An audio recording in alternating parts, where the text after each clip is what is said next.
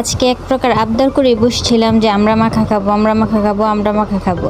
তো যেই বলা সেই কাজ, আপু দোকান থেকে আমরা কিনে নিয়ে আসলো আর বললো আচ্ছা দাঁড়া আমরা মাখা বানিয়ে দিতেছি।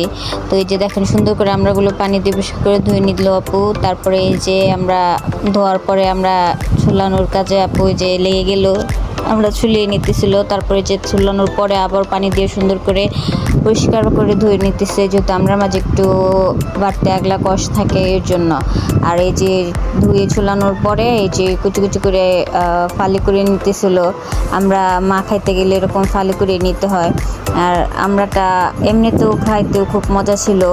আমি একটু খেয়ে দেখতেছিলাম যে কেমন লাগে, তো মজা হয়েছিল। এটা মাখা ছাড়াও খাইতে খুব ভালো লাগতেছিল। তারপরে যে আমরা মাখানোর জন্য মরিচের গুঁড়া দিয়ে দিল আপু, আর এরপরে লবণ অল্প করে লবণ দিয়ে নিল। আর তারপরে শেষ দিয়ে নিল কাসুন্দি সবগুলো উপাদান একত্রে সুন্দর করে মিক্সড করে মানে মাখিয়ে নিল আপু হাত দিয়ে। আর এটা দেখতেও খুব লোভনীয় লাগতেছিল, মানে খাওয়ার আগে খুব লুপাস চলে আসতেছিল যে মজা হবে। আর এই যে আমাদের আমরা মাখা ডান।